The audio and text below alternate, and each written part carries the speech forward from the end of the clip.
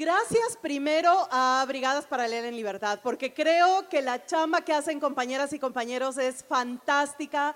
Llegar a cada rincón, a cada lugar, a promover la lectura, a promover el debate político, las reflexiones. Y eso aquí en Azcapotzalco y estar con ustedes en esta noche realmente tiene un significado, porque es cómo los debates políticos se van enriqueciendo, cómo vamos compartiendo otras realidades, cómo vamos haciendo que además las herramientas o las reflexiones que podamos compartir en este espacio nos sirvan para el día a día. De eso se trata. Se trata justamente de que la pedagogía popular sea recuperada, un poco Patricia lo decía en la mesa anterior, en el panel anterior, y yo tal vez quisiera recuperar eso. ¿Cómo hacemos que la pedagogía vuelva a ser una herramienta de construcción de conciencia social? Lo que Andrés Manuel decía, la revolución de las conciencias parte justamente de compartir la información y saber que México, por más grandototote que sea, no está aislado de la realidad de la región. Yo me presento, soy Gabriela Rivadeneira, soy ecuatoriana, soy, latinoamericanista y vivo aquí ya 5 años, soy asilada política justamente del gobierno de Andrés Manuel López Obrador y hoy con la presidenta Claudia Sheinbaum en esta reivindicación del derecho a poder vivir en libertad y de poder tener también voz para compartir qué es lo que pasa en el sur del continente. Y somos parte, ya le paso la palabra a mi compañera para que también se presente, somos parte de una iniciativa del canal público de la ciudad de Capital 21. Ahora mismo, en este preciso momento, uno de nuestros capítulos está pasando por Capital 21 y justo cuando las compañeras de la Brigada Leer en Libertad nos contactaron para traer latinoamericanas acá, así se llama nuestro programa, pues nos gustó mucho la idea con Dani, porque por una parte también es traer esa reflexión del sur y por otra traer el canal público también a los diferentes territorios. Así que Latinoamericanas por Capital 21, hoy aquí en Azcapotzalco, en esta feria del libro de la Brigada para Leer en Libertad, así que un gustazo estar con todas y todos ustedes. Dani. Muchas gracias, Gaby. Buenas noches a todos, a todas, a todes. Yo soy Daniela Pacheco, yo soy colombiana, soy también latinoamericanista. Vale la pena decirlo, en este grupo participamos 3 personas. Nuestra otra compañera que es mexicana, Estefanía Veloz, no pudo venir hoy, les envía muchísimos saludos. Y justamente, habíamos pensado en poder hacer el programa en vivo, pero como muchos de ustedes conocen las limitaciones económicas de un canal público para poder trasladar toda la producción a hacerlo aquí. Yo soy comunicadora social, periodista, vivo en México hace 6 años. He sido asesora de varios gobiernos progresistas en América Latina, esa es básicamente mi pasión. Justamente por eso conocí a Gaby cuando me fui a Ecuador a trabajar en el gobierno del presidente Rafael Correa. Y desde ahí, hemos venido transitando muchísimas cosas que han pasado por momentos increíbles como fue la Revolución Ciudadana en Ecuador y por momentos no tan lindos, pero que sí nos tienen que poner a reflexionar, que fue la persecución política de la que les comentará Gaby después, hasta llegar aquí al asilo dado por el presidente Andrés Manuel López Obrador y posteriormente ratificado en términos simbólicos por la presidenta Claudia Sheinbaum. Así que están muy invitadas a seguirnos en las redes de Capital 21. El programa se emite todos los miércoles a las 7 de la noche y tiene una particularidad. Bueno, primero agradecerle al canal público que estuvo muy dispuesto a oír la propuesta de 3 mujeres enamoradas de América Latina que querían de alguna manera hablarle al resto de las personas que a veces no están tan familiarizadas con estos temas desde una perspectiva de género, es decir, como mujeres de izquierda, como mujeres políticas. Y justamente el programa es producido por mujeres, ¿no? Evidentemente hay hombres en el equipo, pero la productora, por ejemplo, del programa, que se llama Sandy Hernández, es una mujer. Todas nuestras invitadas en todos los bloques del programa son mujeres de diferentes latitudes de América Latina. Hoy justamente estuvimos hablando con Luisa Cantú, si no la siguen les recomiendo seguirla, que es una mujer muy joven, que hoy es la directora de información del Canal 11, y hoy estuvimos hablando lo que han querido parecer una disputa entre los medios públicos y los gobiernos de izquierda, sobre lo que seguramente pues vamos a hablar después. Yo arrancaría con una pregunta para darle paso a Gaby. Me gustaría preguntarles, si pueden levantar la mano, ¿cuántos se enteraron o cuántas se enteraron de que hubo una elección presidencial en Ecuador? ¿Ok? Algunas, muy pocos, ¿no? Pero ustedes se podrán preguntar por qué nos tiene que importar lo que pasa en Ecuador, ¿no? Es un país que está muy lejos, en términos geográficos, en términos históricos y políticos no, pero ¿por qué nos tendría que importar lo que suceda en un país, además, relativamente muy pequeño, 18 millones de personas? Es decir, en la Ciudad de México viven más personas que en todo el Ecuador. Entonces, ¿por qué nos tendría que importar, no?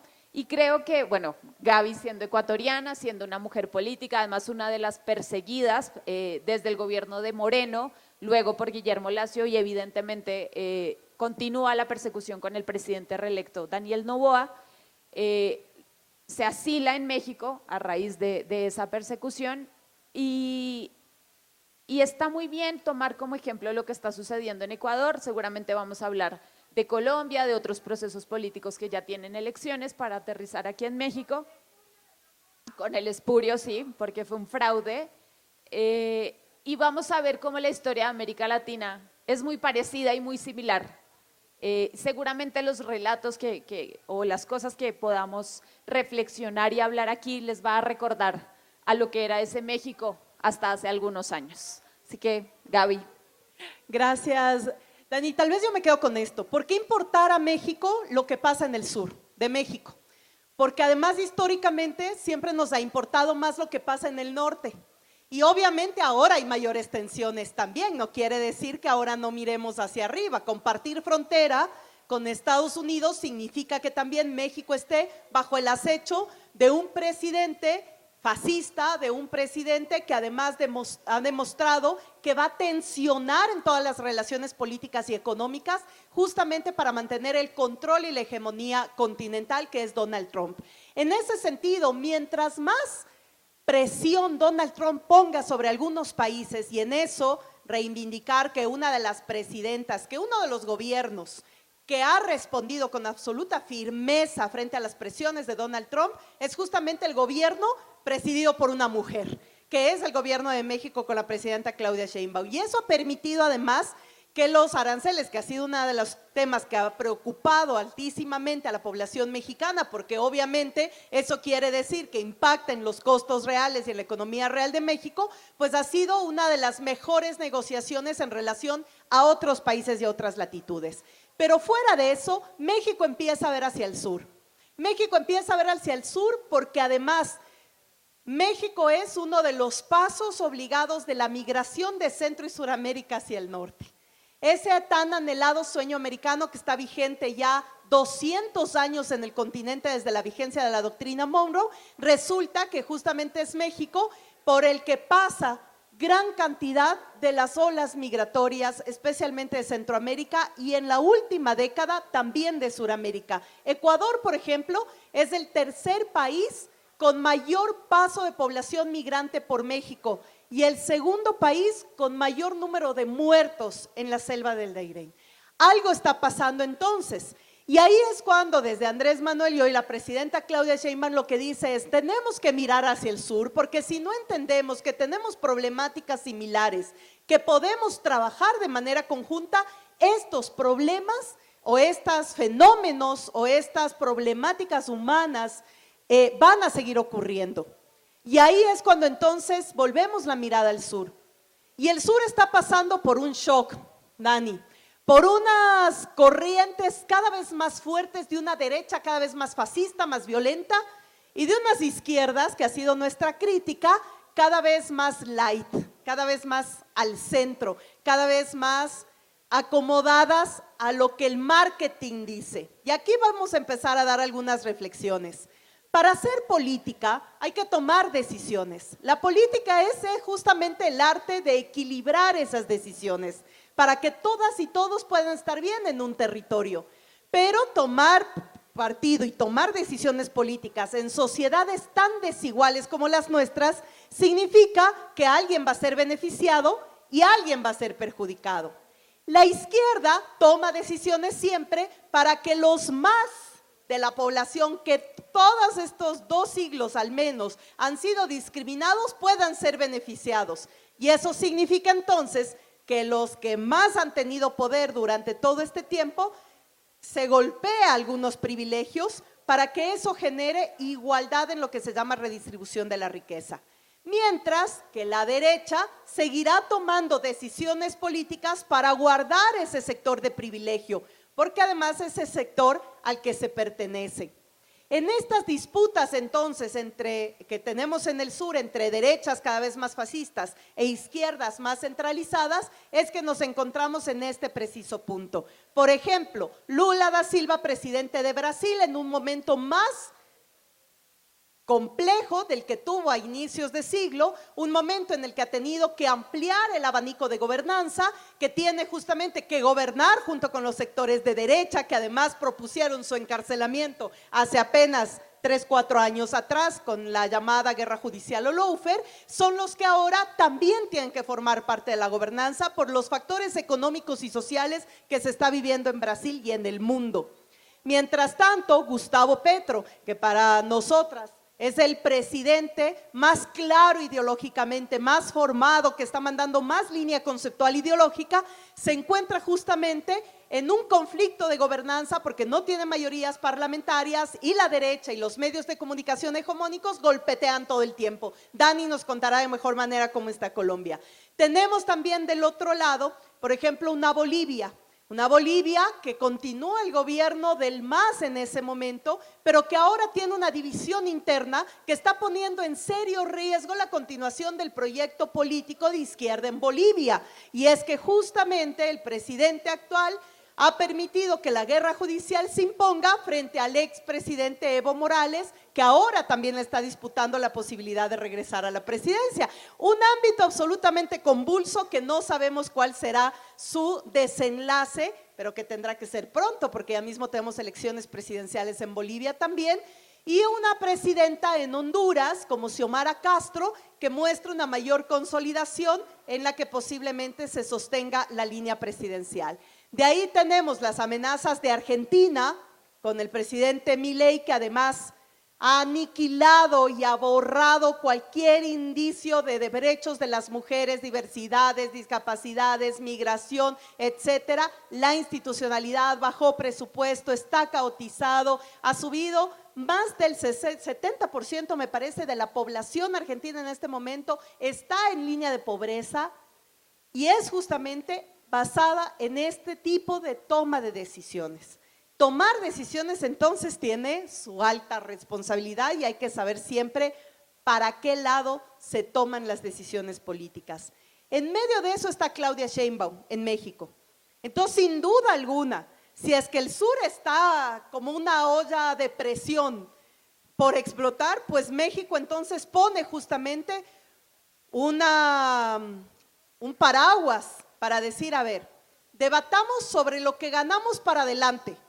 No nos podemos permitir retroceder, ni tantito, porque cuando la derecha llega en ese momento en el que retrocedemos un poquito, y aquí en México lo sabemos bien, la derecha se queda un buen tiempo gobernando y eso significa retrocesos sociales y retrocesos en política pública nefastos.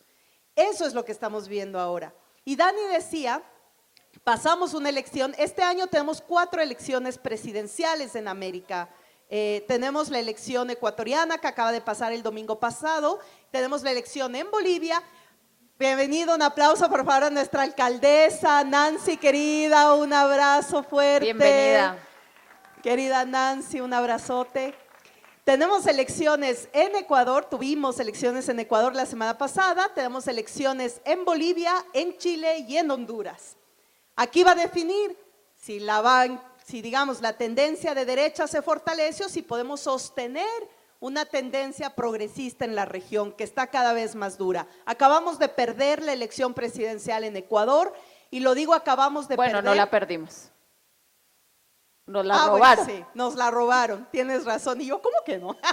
¿Y por qué no estamos allá? No, nos la robaron la elección, tiene toda la razón y hay que decirlo en los términos, porque aquí se conoce bien el fraude. Ahorita hemos estado haciendo un símil, y muchos medios mexicanos lo han dicho, un símil de lo que pasó en Ecuador ahora con la elección del 2006, aquí. Que el fraude fue realmente descarado. Fue un fraude que no solamente se da en las urnas, sino un proceso electoral fraudulento. En Ecuador pasamos el 2017, se terminó justamente el gobierno de la Revolución Ciudadana liderado por Rafael Correa Delgado. Empieza el gobierno de un traidor que llega por la RC, luego pasamos a un banquero, que no hace falta describir mucho cómo fue su gobierno, si estoy diciendo que fue un banquero, y pasamos ahora al hijo preferido de la oligarquía, el hijo de las entrañas de la oligarquía, el hijo del hombre más rico del Ecuador, dueño de grandes bananeras, monocultivos y grandes empresas de importación y exportación de productos. Además, se acordarán de muchos personajes mexicanos, el mayor deudor del fisco ecuatoriano. Él es Daniel Noboa, el que ahora acaba de ganar nuevamente la elección presidencial para 4 años, en Ecuador es un periodo de 4 años, y quien gana además con una agenda diciendo absolutamente todo lo que va a hacer. Quitar derechos, quitar subsidios o beneficios en bonos para personas de los sectores más vulnerables, gana con el anuncio de la privatización de sectores estratégicos, gana con el anuncio de la privatización de la seguridad social. Entonces ahí es como que nos quedamos locos y decimos, ¿qué está pasando con el pueblo y la sociedad? Más allá de que fue un fraude, no hay que olvidar que además del fraude, también Noboa ha logrado construir un voto duro que no le alcanzaba para ganar esta elección, pero que entonces algo está pasando con ese sector de la población, porque no es solo la élite que lo apoya, son algunos lugares también en sectores populares que terminan apoyando al hijo de la oligarquía. Algo está pasando, algo están haciendo ellos muy bien y algo nosotros estamos haciendo muy mal. Porque eso quiere decir, esto es como en física, regla básica, ningún espacio se queda vacío, ¿no? Si alguien lo desocupa, alguien lo va a ocupar.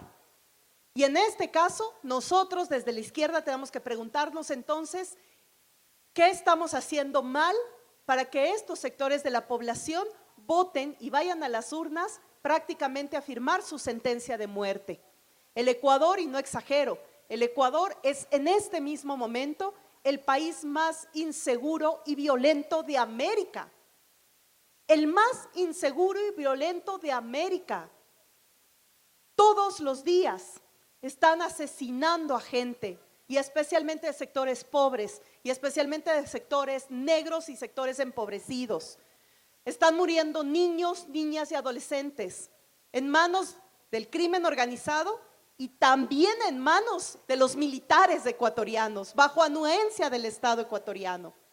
Daniela publicó, y les invito a que vean también una columna que escribe Daniela, que escribió justamente sobre el caso que nos aterrorizó de 4 niños de un sector muy popular de Guayaquil, del Ecuador. 4 niños de sectores populares, 4 niños negros, 4 niños que fueron secuestrados por los militares una noche y después de días aparecieron degollados e incinerados en las riberas de un río, en manos de los militares. No hay respuesta, el presidente no se pronuncia sobre esto, es más, al contrario, ha garantizado impunidad absoluta a las Fuerzas Armadas en esta lógica del combate al crimen organizado. Entonces, cuando algunos medios hacen el símil de lo que el Ecuador está viviendo ahora con el Ecuador de Calderón, tienen toda la razón y nos duele, porque aquí más que nadie saben lo doloroso que fue para el pueblo mexicano tener un gobierno como el de Calderón. Eso es lo que está viviendo hoy el Ecuador en un gobierno como el de Daniel Noboa. Y frente a eso, entonces, el llamado que tenemos a la interna de Ecuador y de nuestra fuerza política, que es la Revolución Ciudadana, es volver a las calles y volver a hacer pedagogía popular. Así, de plaza en plaza, de calle en calle, de puerta en puerta y también en las redes sociales, que terminan siendo un termómetro de muchos de los sectores de la población. Yo termino hasta ahí, Dani, en el caso ecuatoriano. Luego, obviamente, si alguien quiere hacer una consulta, una duda, pues lo respondemos. Pero a mí me gustaría ir con Dani a que nos cuente justamente cómo avisora la América Latina, la región, estos momentos de tensiones políticas, Dani, de mucha disputa del sentido común, con los procesos electorales que vamos a tener, pero también con la presencia de México. ¿Qué significa para esta disputa del sentido común la palabra de México y de la presidenta? Bueno, Gaby, muchas gracias. Creo que el panorama en Ecuador queda bastante claro y a partir de ese ejemplo, a mí me gustaría poner 3 cosas sobre la mesa. Si uno revisa la historia bueno, reciente y no tan reciente de los países de América Latina, especialmente del sur, que es de donde somos usted y yo, que son los territorios que más conocemos, podemos ver 3 elementos básicos en la desestabilización de los gobiernos progresistas. Uno, que como decía Gaby, también tenemos que mirarnos el ombligo, no podemos culpar simplemente al otro. Y en esos procesos que han resultado de alguna manera fallidos, y digo fallidos porque o perdimos el gobierno o porque la derecha se instaló y no lo pudimos y no la hemos podido volver a sacar. Y ese primer elemento es, bien lo mencionó Gaby, la falta de organización política interna. Un segundo elemento es que ustedes van a ver en todos los procesos que mencionamos, Colombia, Bolivia, Honduras, Chile, Venezuela, México, hay otro factor en común que se llama Estados Unidos. Y Estados Unidos no solamente como país, sino como esa hegemonía imperialista que somete a los pueblos del sur. Ese es un segundo elemento. Y un tercer elemento que no es menos importante son los medios de comunicación y los sistemas judiciales. Y vamos a ver por qué atraviesan a toda América Latina. Solamente para ahondar un poquito en el tema de Ecuador, después de lo que describe Gaby, un tipo millonario que nunca ha tenido sentido de lo público, que su familia no paga impuestos, que permite que el Estado asesine a 4 niños por negros y por pobres, y que además los acusa de delincuentes primero, ¿no? ¿Cómo es que uno se preguntaría, cómo es que una persona así llega a ser presidente en un país todavía en vías de desarrollo, donde la mayoría de su población es pobre y todavía ni siquiera tiene garantizados sus servicios básicos? ¿Cómo? ¿Cómo puede suceder eso? Y resulta que uno prende la televisión y, por no decir que todos los medios de comunicación privados, retratan a un Daniel Noboa que no existe, que no es. Daniel Noboa en la televisión es un excelente administrador, tiene una familia perfecta, como si eso fuera una garantía de ser buen presidente, y cuando digo familia perfecta me refiero a perfecta según esos estándares hegemónicos. Una esposa a los ojos hegemónicos muy linda, muy bella, influencer, blanca, de 1,80, delgada, con 2 hijos preciosos, sacados de revista. Esa es la familia perfecta. Entonces, vamos en 2. Un tipo gran administrador, millonario, como si eso fuera primero obra de él. Estamos hablando que heredó o ha heredado el dinero de su padre de una forma además no muy limpia. El hijo de una familia perfecta y esta figura que ha empezado a rondar en América Latina, que es la famosa figura del outsider, ¿no? Este que llega estudiado en Harvard, en alguna universidad prestigiosa en Estados Unidos, que habla inglés, esa es otra cosa, ¿no? Andrés Manuel López Obrador no habla inglés y, perdón, se retiró con el 70% de aprobación en su gobierno. Así que no creo que ese sea un requerimiento para ser un buen presidente. Entonces dices, ese es el Daniel Noboa que retratan en los medios de comunicación. ¿Alguien que está gritando por allá quiere hablar? Porque aquí también está el micrófono abierto. Digo, ese es el Daniel Noboa que uno cuando prende la televisión ve. Entonces, parece que hasta te terminan convenciendo, especialmente a esas personas que no están politizadas, de que ese es el presidente modelo que necesita Ecuador, ¿no? Y lo terminan convirtiendo en un héroe nacional, gana las elecciones de una manera muy, muy controversial, fraudulenta, pero finalmente hubo todo un apoyo del conglomerado mediático privado para posicionarlo como presidente. Y eso no es gratis. No es porque los medios de comunicación lo quieran un montón o les parezca que él es el mejor presidente, es porque los dueños de los medios de comunicación son los dueños de los bancos y son los dueños de las bananeras y necesitan un presidente que proteja esos privilegios que por mucho tiempo han tenido. Y ese es Daniel Noboa. Yo no estoy diciendo que una persona rica no pueda ser buen presidente, pero sí estoy segura que al menos no siente los agravios que ha sentido el pueblo durante años. No sabe qué es no tener medicinas en los hospitales, no sabe qué no es tener carreteras, no sabe qué es poder llegar a fin de mes para comprar la canasta básica. Y un buen presidente o una buena presidenta sí necesita esa sensibilidad, al menos de querer entender los agravios y los dolores de su gente.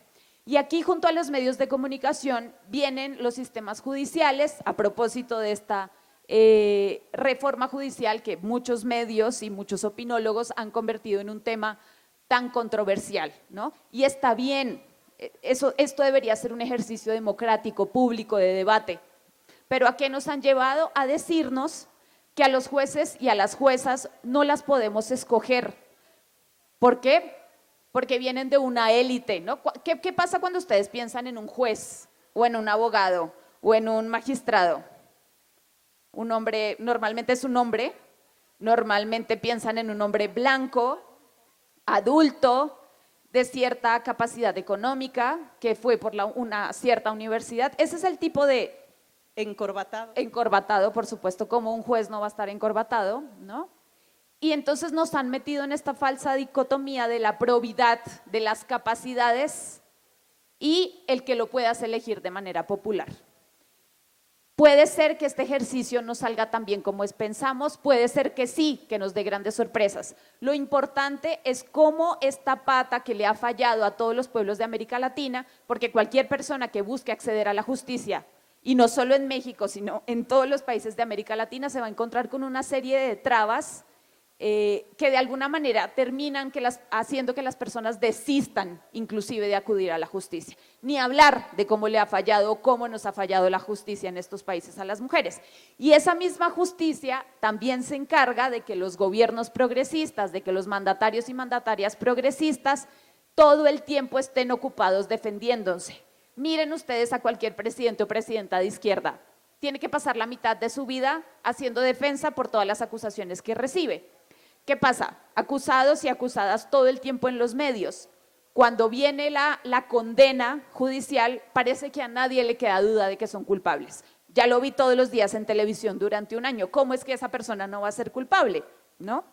Y finalmente, normalmente estos procesos pues llevan a una inhabilitación en la vida política. Rafael Correa, que es uno de nuestros grandes referentes, el líder de la Revolución Ciudadana en Ecuador, está proscrito, ya no sé ni por cuántos años, ¿de por vida? 8, no, 8 de prisión y 25 de participación política. Ya. Tan pronto vieron que había posibilidades de que Rafael y todo su liderazgo regresara a Ecuador, pues, ¿qué hicieron? Se afanaron, se apuraron, creo que afanaron no se entiende mucho aquí, a juzgarlo y a darle pues 25 años de inhabilitación política. Y el último o el tercer elemento era justamente esta Pero falta… espérate, Dani, por el delito, que esto es lo cómico, a ver, porque uno diría, bueno, pues si lo condenan por corrupto, pues si prueban que fue corrupto, pues que pague la corrupción. El asunto es que nunca comprobaron un centavo, un peso. Y como no pudieron comprobar de lo que lo venían acusando, ¿saben cuál es el delito por el que sentencian a Rafael Correa? Influjo psíquico. Influjo psíquico. No, o sea, no, uno dice, se queda pensando y dice, influjo psíquico. Así, ¿ustedes se acuerdan? Hashan y los ojos verdes. Bueno, algo así. La fiscal, cuando tuvo que defender ¿qué se trata influjo psíquico? La fiscal dice, a ver, es facilito. Rafael Correa era el presidente. Al ser el presidente está en la punta del nivel jerárquico superior. Por lo tanto, influía psíquicamente sobre sus subalternos para supuestamente cometer delitos, que nunca dijeron cuáles. Bueno, no importa, ese es el hecho de la guerra judicial y del lawfare, que no importa. La cosa es que porque no importa, Lula da Silva estuvo 2 años preso por un delito que jamás cometió y que Rafael Correa hoy esté exiliado por un delito que ni siquiera lo entendemos cómo se traduce materialmente, que es influjo psíquico. O como Cristina Fernández de Kirchner en Argentina, que nosotros siempre decimos pedagógicamente, adivinen cuántos casos judiciales tiene, digan un número. ¿Quién da más? ¿Quién da más? Están flojos. ¿Quién da más? No. Estamos hablando de la expresidenta de Argentina. 650 procesos judiciales. ¿Ustedes se imaginan? Entonces no importa. La cosa es mantenerte preocupado en eso mientras los otros avanzan en hacer política y volverse a tomar los espacios que le conceden a los pueblos, pero hasta eso va acompañado los medios de comunicación. Entonces, como dice Dani, los medios de comunicación te dicen todos los días, los hegemónicos, te ponen todos los días en la radio y en la televisión. Es que es corrupto, es corrupto, es corrupto, es corrupto, es corrupto, es corrupto, es corrupto, es corrupto, que si a los 8 meses o un año un juez dice es corrupto, el pueblo dice, pero obvio, pues pero si es corrupto. Y ustedes dicen, ¿y las pruebas? No, no importa, pero si ya dijeron que es corrupto. Entonces, así opera la guerra judicial. Entonces, esos son los 3 elementos. Y nos faltó Estados Unidos. Lula era el presidente de Brasil, estuvo preso, que no sé si vieron la historia. A Lula le decían, en el marco de este caso de Odebrecht, por el que en México no se condenó a nadie a pesar de que participaron políticos en este desfalco.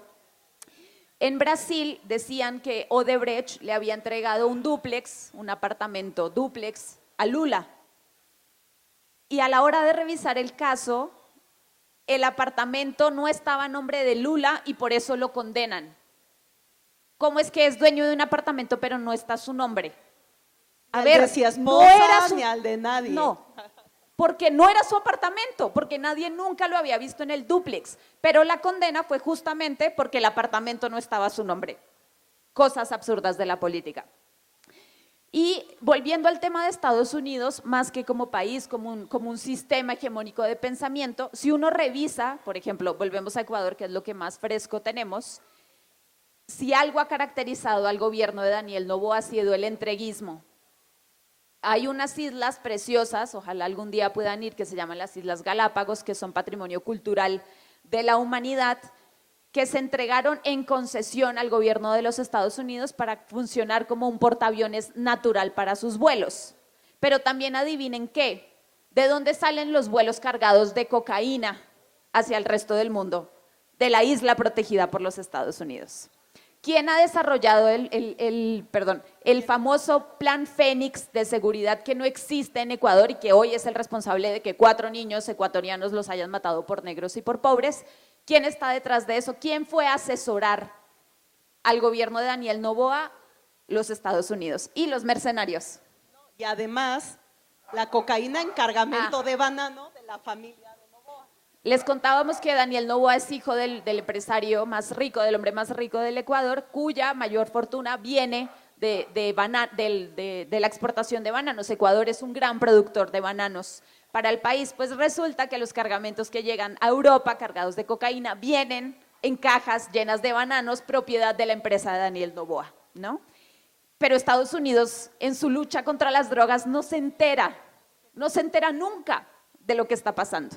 Si ustedes ven los planes antidroga que han sido desarrollados con asesores estadounidenses, como por ejemplo el Plan Colombia, que lo único que generó fue un desplazamiento interno de más de 1 millón de personas, el Plan Mérida aquí en México, el plan que han ejecutado en Centroamérica, ha sido básicamente para instalar sus bases militares y operar desde ahí el negocio del narcotráfico y contribuir al desmantelamiento del Estado. Ese ha sido un factor común, el denominador común en América Latina. Lo vemos, por ejemplo, inclusive en gobiernos de izquierda, y es una cosa, bueno, no sé si podemos llamarle de izquierda, a un presidente como Gabriel Boric, que venía de la lucha estudiantil, que estuvo en las calles, cuyos compañeros perdieron la vida en la lucha contra el gobierno de Sebastián Piñera, un gobierno de derecha ultraconservador bastante violento, pero es un presidente que hoy se niega, por ejemplo, a hablar de Venezuela, a reconocer lo que hacen con Venezuela, a reconocer lo que hacen con el pueblo palestino, y se sienta en el espectro de la izquierda, ¿no? Y que reprime de la misma forma que hacía Piñera a los propios estudiantes de donde él viene. Exacto. Las mismas prácticas políticas y estatales militaristas. Y bueno, entonces, retomando un poco la idea, vemos estos factores, estos denominadores comunes en cada uno de los países. Mencionaba Gaby a Gustavo Petro como ese faro ideológico, si no lo han escuchado nunca. Les invito a que un día, si no tienen nada que hacer o estén haciendo cualquier cosa y pueden poner un video, se echen un discurso de Gustavo Petro. Gustavo Petro llegó al gobierno en Colombia hace 2 años, después de 200 años de que gobernara la derecha en Colombia. Nunca habíamos tenido un presidente de izquierda y no lo habíamos tenido porque los mataban, ¿no? Pasó con Gaitán, pasó con Galán, pasó con Pizarro. Nunca ni siquiera les permitían llegar al día de la votación porque a cualquier intento de izquierda o que oliera a izquierda, pues había que eliminarse. Y esto también hay que entenderlo en un contexto de guerra. Nosotros estábamos en guerra contra varios grupos al margen de la ley, varias guerrillas, el más largo de ellos con las FARC, que ya se desmovilizaron en un proceso de paz que se firmó en Cuba hace algunos años, pero que todavía no se ha podido concretar por la resistencia de las élites. En una de las primeras entrevistas que dio Gustavo Petro, él decía, y creo que en esto podríamos resumir gran parte de la charla, decía que él no había llegado al poder, sino que él había llegado al gobierno.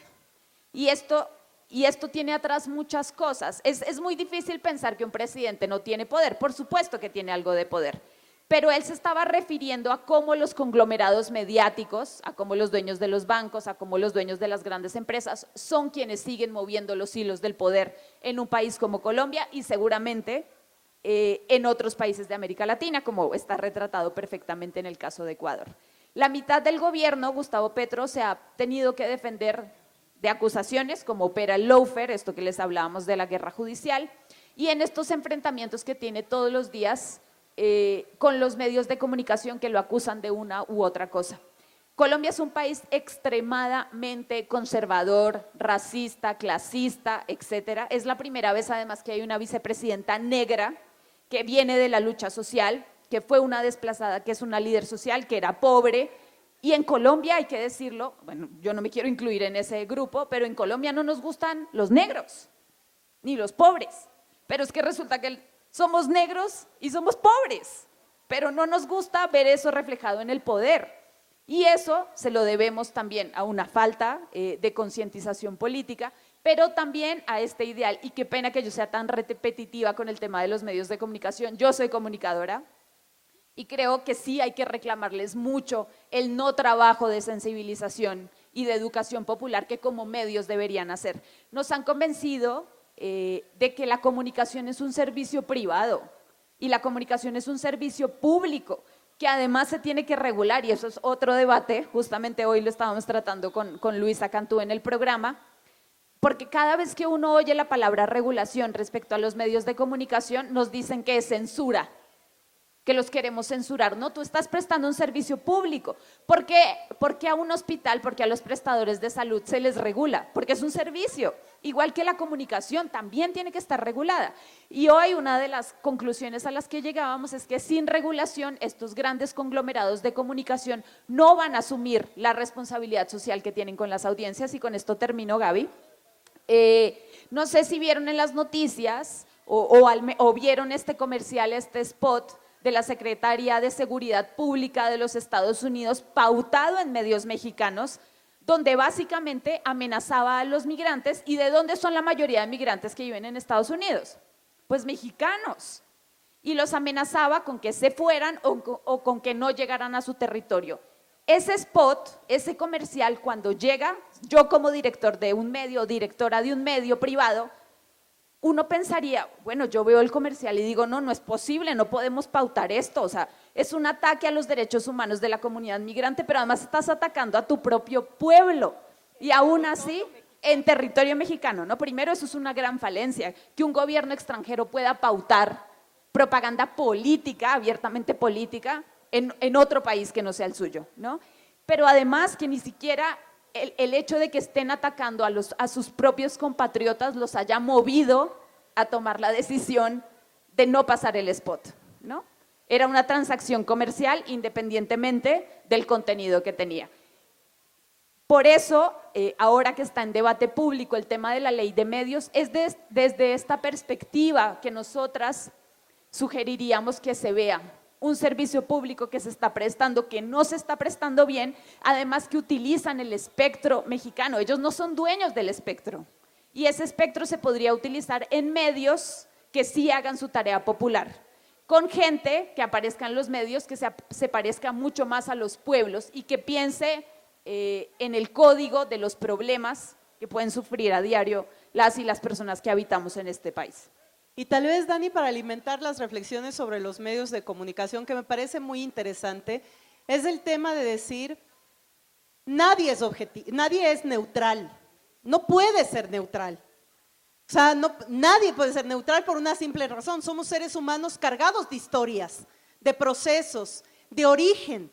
Nosotras y nosotros venimos, dependiendo de donde seamos, yo soy mujer mestiza, migrante, ya esa es una condición que es mi identidad aquí. Otros vienen de lo urbano, otros de lo rural, otros son estudiantes, otras son amas de casa, trabajadoras del hogar, otros son obreros. Cada uno define su principio, su voz, su accionar con ese contexto del que viene. Los periodistas y comunicadores también vienen de esos contextos. Por lo tanto, no pueden ser neutros. Y esa es una falacia que nos han tratado de convencer para que digan los discursos de la derecha y de los dueños de los medios de comunicación que privilegian al capital. Entonces tú di que no, que eres neutro y que como tu neutralidad te exige ser objetivo, entonces no sirve la reforma judicial, no sirve tratar la ley de comunicación, no, porque yo soy objetivo, yo soy el periodista y de eso nos han llenado años de historia, así que es una falacia que hay que romperla, porque cuando alguien toma un micrófono, cuando alguien se para frente a la televisión, dice lo que realmente, bueno, tiene un guión, pero ella viene de un contexto, él viene de un contexto que no puede ser omitido porque también es parte de la manipulación mediática que hacen a grandes conglomerados. Decirles tal vez solo para cerrar que México puede imponer un nuevo debate en el tema de la comunicación, que en el sur lo hicimos hace algunos años, especialmente en Argentina y en Ecuador. Los dos países fuimos los que aprobamos una ley de comunicación con los mismos ataques que se está teniendo hoy. La ley Mordaza nos decía, que era lo único que pedíamos. Primero, democratización de los medios. Democratización. No todos los medios deben ser privados. ¿Deben haber de medios privados? Sí. Ya, respetable. Dentro de la democracia, pues que estén los privados. Pero tienen que haber medios públicos y tienen que haber medios comunitarios o medios alternativos. Ahí entonces equiparamos, democratizamos, ampliamos la información para que todas y todos nosotros en nuestra condición de ciudadanas y ciudadanos elijamos qué creer. Que no sea una retórica, sino que sean varias opciones en las que nosotras tengamos opción de saber en qué creer. Segundo, la responsabilidad del comunicador y del periodista. Yo no puedo pararme aquí a decir lo que a mí se me dé la gana, perdón la expresión, y ultrajar, violentar, denigrar a nadie. Pero eso lo hacen casi todos los días. Y si yo me siento denigrado y ultrajado, ¿a quién reclamo? Yo no tengo televisión, yo no tengo radio, yo no tengo micrófono, quedo en desventaja. Por lo tanto, la responsabilidad ulterior de los medios es garantizar que lo que uno dice puede ser probable, para que el ciudadano que está al otro lado sepa que sobre la acusación que yo puedo hacer hay pruebas y si no, tengo que retratarme o tengo que pedir disculpas o tengo que modificar la información en el mismo espacio en el que la di. Sí nos vamos comprendiendo en la necesidad de que todo esto se atraviesa por derechos humanos, nada más. Pero cada vez que nosotros decimos derechos humanos somos comunistas y no. El proceso mexicano está reivindicando el humanismo como nuevo espacio de encuentro social, cultural, político, económico. El humanismo es una alternativa de organización real para nuestros pueblos. Estas leyes pasan por ese condicionamiento fundamental del humanismo. Entonces, no es el control sobre lo que tú puedes decir o hacer. Tú puedes seguir diciendo, eso es libertad de expresión, pero la libertad de expresión no puede convertirse en libertinaje de la palabra y de la expresión y de quien la diga no tenga consecuencias. Ese tiene que ser el punto del debate. Y por otro lado, sobre la reforma al sistema judicial, decirles que hay mucha expectativa del mundo, porque México va a ser el primer país del mundo, no exagero, del mundo en elegir popularmente a todo su sistema judicial. Bolivia fue el que más avanzó poquito. Bolivia elige a los miembros de la Corte Superior de Justicia. Es decir, elige, no sé, a los 5, 7, 8, 10, los que sean, y esos a su vez, ya elegidos, empiezan a elegir a los de abajo. No, México, todas y todos van a ir a las urnas a elegir todos los integrantes del sistema judicial. Y esa es una apuesta al poder del pueblo, al poder popular. Como decía Dani, ahí puede que nos equivoquemos, pues. Rafael siempre nos decía algo, nos decía, miren, todos nos vamos a equivocar. La ventaja, por un lado, de equivocarse es saber que estás haciendo algo, porque el único que no puede equivocarse es el que no hace nada. Y sobre esa equivocación tenemos la oportunidad de aprender y de rectificar, pero el que no hace nada, pues eso, no hace nada, nunca rectificará nada. Así que posiblemente el sistema o la proyección pueda tener debilidades, pueda tener cosas que se van encontrando en el camino, pero jamás dudar del poder que tiene la gente. Ese es el poder que tenemos y que tiene que ser un poder informado, un poder ojalá en el mayor de sus casos no manipulado, sino el poder de tomar una decisión de manera informada. Y para eso la pedagogía popular, para eso estos espacios. Y por eso es que nos agrada mucho y queremos agradecerles a todas y todos por recibirnos aquí esta noche. En sus manos tienen un libro, gracias a la brigada por haberlo entregado. Es un libro que sí, un aplauso a la brigada por este trabajo extraordinario. Es un libro que lo imprimió la brigada, que es de contenido del Instituto para la Democracia Eloy Alfaro Ideal, de donde las dos somos parte de esta apuesta de formación y capacitación política desde la izquierda para cuadros políticos de América. El libro que ustedes tienen es el primero que sacamos de una serie de cursos y de publicaciones sobre política. Ustedes van a encontrar ahí muchos postulados desde la visión de las mujeres. Se llama Mujeres, Poder y Política en América Latina. Mujeres, Poder y Política en América Latina. Están varias expositoras, exautoridades o autoridades de diferentes países de América que les invitamos pues a que lo vean. Y si les causa interés, ojalá nos puedan buscar en internet, en la web del Instituto para la Democracia Eloy Alfaro Ideal. Tenemos varias publicaciones de descarga gratuita sobre economía, comunicación, gobiernos locales, mujeres, entre otros, pues que les invitamos a que puedan checarlo, difundir, conversar, reflexionar, cuestionar, criticar, que de eso se trata, de siempre volvernos a repreguntar todo para volver a reaprendernos, para construir procesos más horizontales, más populares, más nacionales y sobre todo más alternativos a este sistema que definitivamente no funciona y que nos debe mucho a la humanidad, como es el sistema capitalista. Así que a buscar alternativas a ese sistema, a ser profundamente anticapitalistas, y no puedo terminar sin dar nuestro abrazo siempre al pueblo palestino, y eso debería ser una obligación ética y moral de toda la humanidad. No dejar de hablar de Palestina, que acabe el genocidio en contra del pueblo palestino y que sean portadores de su autodeterminación. Así que bueno, muchas gracias y no sé si hay espacio de preguntas. Todavía nos quedan unos minutos. Creo que nos quedan unos minutitos porque si alguien quiere preguntar, una inquietud, una reflexión, bienvenida sea. Por favor, compañero. ¿Empieza o usted empieza? Bueno, hoy Perú viene hace muchísimos años en crisis. El presidente, porque es el presidente legítimo de Perú, quien hoy dice ostentar el poder porque ni siquiera lo ostenta ella, pues es una presidenta espuria, ¿no? Que es Dina Boluarte, que a pesar de ser mujer se ha encargado de matar a su propio pueblo, evidentemente nunca va a gobernar con perspectiva de género. Al presidente Castillo le aplicaron justamente esto que estuvimos conversando. Estuvieron hablando de él, de su familia, de sus familiares, de su entorno más cercano. Ojo, y con esto no quiero decir que ahora los gobiernos progresistas no haya casos de corrupción. Eso sería bastante mentiroso de mi parte.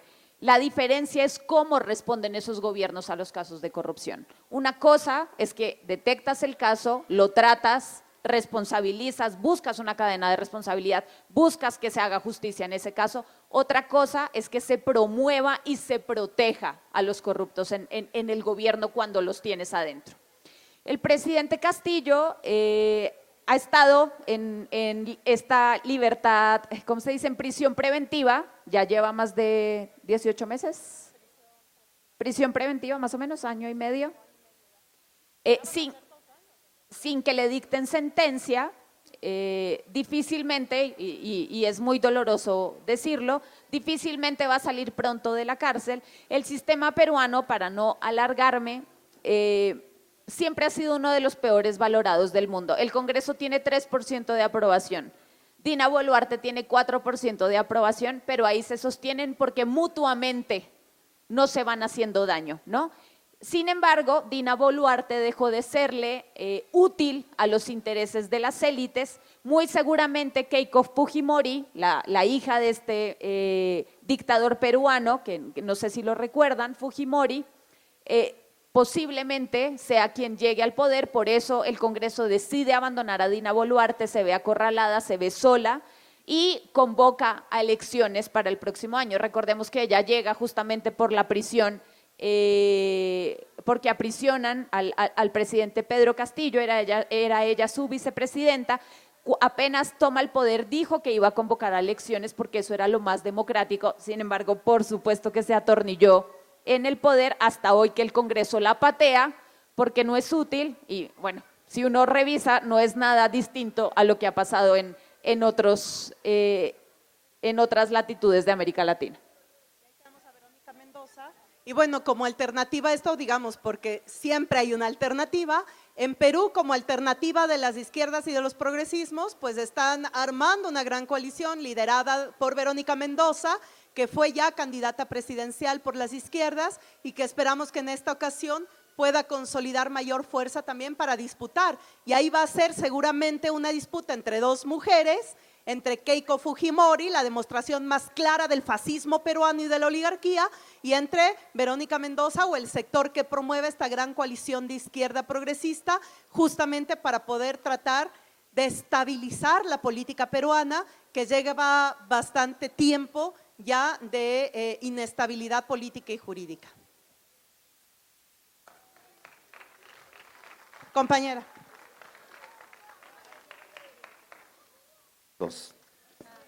Gracias. Bueno, felicitarte, Gabriela, sabes lo que se te admira. Y para la pregunta que hicieron, que si nos debe importar lo que pasa en Ecuador, por supuesto. A mí no se me olvida que el 5 de abril del 2024 se dejó que ese mentecato príncipe bananero, en ese momento presidente, el señor Noboa, asaltó, ¿verdad?, a mi embajada y con esto rompió todos los protocolos habidos y por haber. ¿Y cómo se dejó que ahorita sea el actual espurio? Porque se robó la elección. Pero esto, ¿quién lo maneja? Esto, ¿quién lo previó? Pues el imperio, Estados Unidos, porque puede dejar y ahí va otro brote fascista. Y esto nos tiene que quedar muy claro, porque si seguimos pensando que no nos importa lo que pase en Perú, en Venezuela, en Ecuador, pues claro que nos importa, porque son estos tentáculos del fascismo que van creciendo para oprimir cada vez a América. Afortunadamente en México tenemos un gran proyecto con esa gran presidenta, pero no nos podemos quedar dormidos, tenemos que estar más alertas hoy que nunca. Y estos foros son bien importantes para que nos abran los ojos y nos fomenten el interés de ver qué está pasando. Gracias, Gabriela, gracias, compañera. Gracias por recordarnos además, porque eso requiere, especialmente en mi calidad de ecuatoriana, pues unas… No sé ni siquiera si pedir disculpas por algo tan espurio, pero decirles que el pueblo ecuatoriano no estuvo de acuerdo con el asalto a la Embajada de México en Quito, que ha repudiado ese hecho. Ese es un hecho que ahora está en la Corte, justamente en la Corte Interamericana de Justicia, un caso denunciado por México porque primera vez se rompe el tratado más antiguo de convivencia entre los estados, que es el Tratado de Viena. Primera vez que un espacio diplomático es asaltado por el país que tiene ese espacio. Eso viola justamente el derecho, vale la redundancia, de inviolabilidad del Estado en ese territorio. Por lo tanto, pues, gracias porque el pueblo mexicano y su presidenta ahora lo comprendió de tal manera de que es un tema de repudio al presidente Daniel Noboa, no al pueblo ecuatoriano, porque como pueblos tenemos mucha historia conjunta, mucha historia colectiva, mucha historia de conexión y vamos a seguirla construyendo y vamos a seguirla manteniendo. Así que gracias a todas y todos ustedes por abrazar también a un pueblo tan golpeado como el pueblo ecuatoriano. Tenemos alguna intervención más de toda nuestra audiencia que nos acompañó en esta charla. Vamos a ceder el uso de la palabra a nuestra alcaldesa Nancy Núñez Reséndiz. Sí, pues solo agradecer a Gaby, a Daniela que estén aquí con el pueblo de Azcapotzalco, porque algo que conversábamos muchísimo con Gaby es la importancia de que visualizáramos que México no puede estar aislado de lo que pasa en América Latina, que a veces solo se volteaba al norte, ¿no? De ver a Estados Unidos como el vecino incómodo y no hacia el sur. Y hoy en México lo hemos reflexionado que representa pues también un faro de luz para América Latina porque ha triunfado la izquierda, tuvimos un gran presidente con el licenciado Andrés Manuel, ahora con la doctora, pero esta gran ola del pueblo progresista, ellos la vivieron hace 10 años.